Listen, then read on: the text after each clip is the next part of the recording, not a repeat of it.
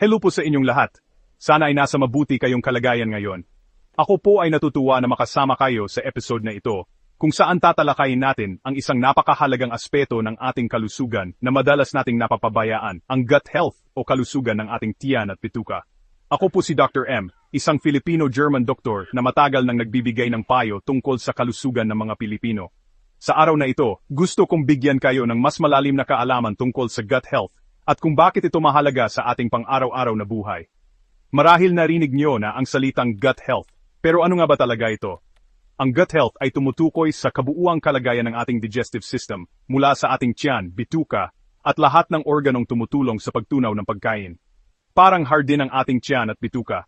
Kailangan itong alagaan, diligan, at bigyan ng tamang nutrisyon para maging malusog at masigla. Hindi lang basta lalagyan ng pagkain ang ating tiyan. Sa loob nito, may napakaraming proseso na nagaganap.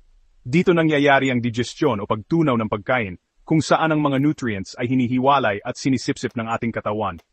Ang tuka ay parang isang masipag na manggawa na walang tigil sa pagtulong sa atin araw-araw. Alam nyo ba na sa loob ng ating bituka, may trillion-trilyong good bacteria na tinatawag na microbiome? Ang mga good bacteria na ito ay hindi lang basta naninirahan sa ating tiyan. Sila ay tumutulong tunawin ang pagkain, labanan ng masasamang bacteria, at gumawa ng mahahalagang bitamina tulad ng vitamin B at K. Sila rin ang nagpoprotekta sa ating immune system laban sa mga sakit. Ang good gut health ay nangangahulugan ng balanse sa pagitan ng good at bad bacteria. Kapag balanse ang mga ito, mas maganda ang takbo ng ating katawan. Ang mga good bacteria ay parang mga sundalo na nagbabantay at nagtatanggol sa ating kalusugan. Kapag mas marami ang good bacteria, mas malakas ang ating katawan. Mas maganda ang panunaw, mas mabilis ang metabolism, at mas malakas ang ating immune system. Napapansin nyo ba na kapag maganda ang tiyan, mas magaan ang pakiramdam, mas masigla tayo, at mas masaya ang ating araw? Pero kapag mas marami ang bad bacteria, nagkakaroon tayo ng mga problema tulad ng pagtatay, constipation, kabag, at minsan ay pananakit ng tiyan. Maari ring magdulot ito ng pagkapagod, kawalan ng gana, at iba pang sintomas na akala natin ay simpleng pagod lang, pero konektado pala sa ating tiyan. Ang pag-aalaga sa gut ay parang pag-aalaga sa pundasyon ng bahay.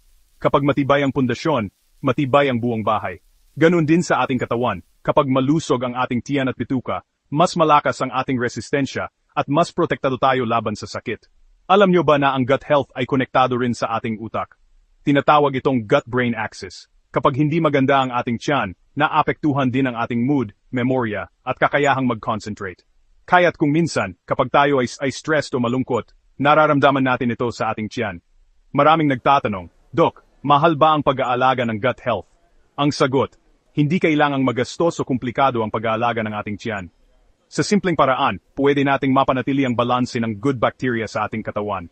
Halimbawa, ang pagkain ng prutas, gulay, whole grains, at fermented foods tulad ng yogurt, kimchi, at salabat ay malaking tulong na. Uminom din ng sapat na tubig araw-araw para mapanatiling hydrated ang ating digestive system. Simpleng pagbabago sa araw-araw ay malaking tulong na. Maglakad-lakad, umiwas sa sobrang matatamis at processed foods, at siguraduhing may sapat na tulog. Lahat ng ito ay nakakatulong para mapanatili ang balanse ng good bacteria sa ating tiyan. Huwag kalimutan ang tamang hygiene, tulad ng paghuhugas ng kamay bago kumain, at pagbasa ng food labels para maiwasan ang mga pagkain na mataas sa preservatives at artificial ingredients. Tandaan, ang kalusugan ay nagsisimula sa tiyan. Kapag inalagaan natin ang ating digestive system, mas magiging masigla, masaya, at produktibo tayo sa araw-araw. Inalagaan ang tiyan, inaalagaan ang buong katawan. Hindi lang ito tungkol sa pagkain, kundi pati na rin sa lifestyle at pangangalaga sa sarili. Mula isip hanggang balat, konektado lahat sa gut health. Ang ating mood, energy, at maging ang ating balat ay naapektuhan ng kalagayan ng ating tiyan. Kaya't simulan na natin ang pag-aalaga sa ating gut health. Hindi kailangang maging mahirap, basta't may disiplina, kaalaman, at tamang pagpili ng pagkain at gawain. Siguradong magiging mas malusog tayo. Tuklasin natin kung paano ito gagawin sa simple at abot-kayang paraan. Tara, simulan na natin ang paglalakbay tungo sa mas malusog na tiyan at mas masiglang buhay. Alam nyo ba na magkakonektado ang tiyan at utak? Ito ang tinatawag na gut-brain axis. Kapag stress tayo, sumasakit ang tiyan. Kapag hindi healthy ang gut, apektado ang mood. Ang good bacteria sa tiyan ay gumagawa ng serotonin, na nagpapasaya sa atin, kaya ang pagkain ng masustansya ay hindi lang para sa katawan, kundi pati sa mental health. Napansin nyo ba na kapag mabigat ang kinain, parang biglang bumabagsak ang ating enerhiya, Minsan, pagkatapos ng isang masarap pero oily o fatty na pagkain, parang gusto mo na lang humiga at matulog. Hindi lang ito dahil busog ka, may mas malalim na dahilan kung bakit naapektuhan ang mood at energy natin ng ating tiyan. Kapag overloaded ang tiyan, mas maraming dugo at energy ang napupunta sa digestion. Kaya, imbes na maging alerto at masigla, nagiging antukin at mabagal ang kilos natin. Parang nauubos ang lakas sa pagtunaw ng kinain, kaya madalas, pagkatapos kumain ng mabigat, gusto nating magpahinga o matulog, pero hindi lang ito tungkol sa pagod. Alam nyo ba na ang ating tiyan, o gut, ay tinatawag ding second brain? May sarili itong nervous system, at gumagawa ng mga chemical na nakakaapekto sa ating pakiramdam. Isa na dito ang serotonin, na responsible sa ating happiness at mood stability. Kapag hindi healthy ang gut, bumababa ang production ng serotonin. Kaya, pwedeng makaramdam ng lungkot, iritasyon, o anxiety, kahit walang malinaw na dahilan. Minsan akala natin stress lang, pero posibleng may kinalaman ito sa ating digestive health. Bukod pa dito, kung hindi maayos ang gut lining, hindi rin maabsorb ng katawan ang mga importanteng nutrients mula sa pagkain.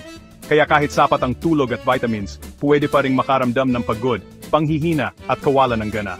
Para mapanatili ang stable na energy at mood, mahalaga ang pagkain ng fiber-rich foods tulad ng gulay. Ang fiber ay tumutulong sa healthy digestion at pinapakain ng good bacteria sa tiyan na mahalaga para sa overall gut health. Huwag kalimutan ang prutas at whole grains. Ang mga ito ay nagbibigay ng vitamins, minerals, at antioxidants na tumutulong sa katawan na mag-function na maayos at magbigay ng steady na enerhiya buong araw. Tandaan, maliit na pagbabago sa diet, tulad ng pagdagdag ng gulay, prutas at whole grains, ay pwedeng magdulot ng malaking epekto sa mood, energy, at overall well-being. Alagaan ang tiyan, at siguradong mas magiging masigla at masaya ang bawat araw. Alam mo ba na ang ating balat ay parang salamin ng kalagayan ng ating tiyan? Kapag napapansin mong may acne, rashes o iba pang skin problems ka, madalas itong senyales na may nangyayari sa loob ng ating digestive system. Hindi lang ito simpleng usapin ng skincare, madalas ang tunay na ugat ay nasa ating tiyan. Ang mga pagbabago sa balat ay maaaring babala na hindi healthy ang ating gut, at ito ay mahalagang bigyang pansin. Kapag napupuno ng bad bacteria ang ating tiyan, nagkakaroon ng imbalance sa gut flora. Ang resulta, inflammation na hindi lang sa tiyan nararamdaman, kundi pati na rin sa ating balat. Kaya kung madalas kang makaranas ng bloating, kabag o hindi komportabling tiyan, at sabay nito ay may skin flare-ups ka, magkaugnay ang mga ito.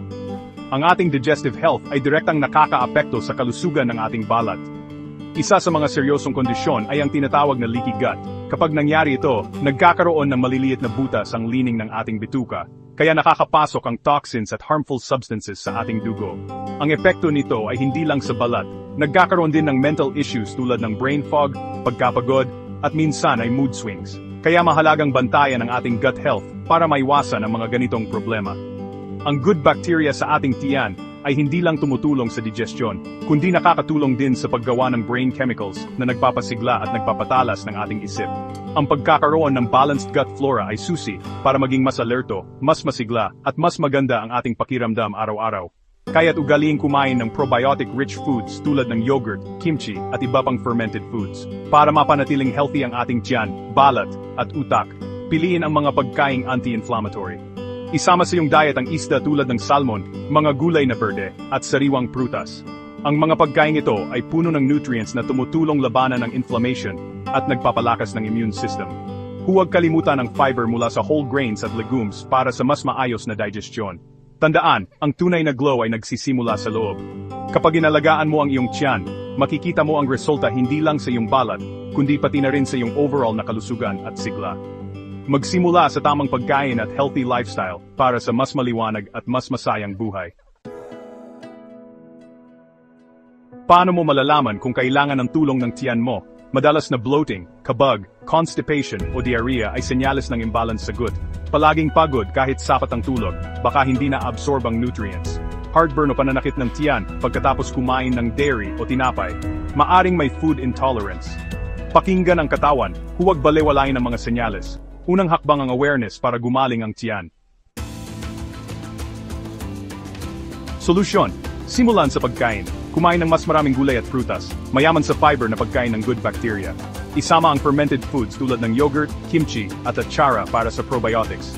Uminom ng sapat na tubig, tulong sa digestion at iwas constipation. Bawasan ang asukal, processed foods at mamantikang kain, paborito ng bad bacteria. Hindi kailangang alisin lahat, pero ang pagbabawas ay malaking tulong. Simple, abot kaya, at epektibo. Malusog na tiyan, mas masiglang buhay. Lifestyle din ay mahalaga. I manage ang stress. Ang stress ay sumisira sa gut health. Subukan ang deep breathing, stretching, o paglalakad para mag-relax. Sapat na tulog, 7-8 oras, ay kailangan para makabawi ang katawan. Iwasan ang gadgets bago matulog at gawing komportable ang kwarto. Maging aktibo, kahit simpleng paglalakad ay nakakatulong sa digestion at stress. Consistency sa maliliit na pagbabago, malaking epekto sa gut health. Hindi kailangang mahal ang healthy na tiyan. Saging, kamote, saluyot, malunggay at okra, lahat abot kaya at gut-friendly. Iba't ibang gulay, iba't ibang fiber para sa good bacteria. Uminom ng salabat o buko juice imbes na soft drinks. Achara ay local probiotic option, variety at local na sangkap, susi sa abot kayang gut health. Kalusugan para sa lahat, hindi kailangang mahal. Paalala, ang good health ay paglalakbay, hindi karera. Hindi kailangang perpekto, mahalaga ang maliliit na hakbang araw-araw. Tubig kaysa soft drinks, dagdag prutas, at konting ehersisyo, lahat may epekto. Ang pag-aalaga sa tiyan ay pagmamahal sa sarili at investment sa kinabukasan. Kung may malubhang sintomas, magpakonsulta sa doktor. Ang kalusugan ay yaman, alagaan natin ito. Magsimula sa maliit, makikita ang pagbabago sa buong katawan. Maraming salamat po sa pakikinig Dreamscope viewers.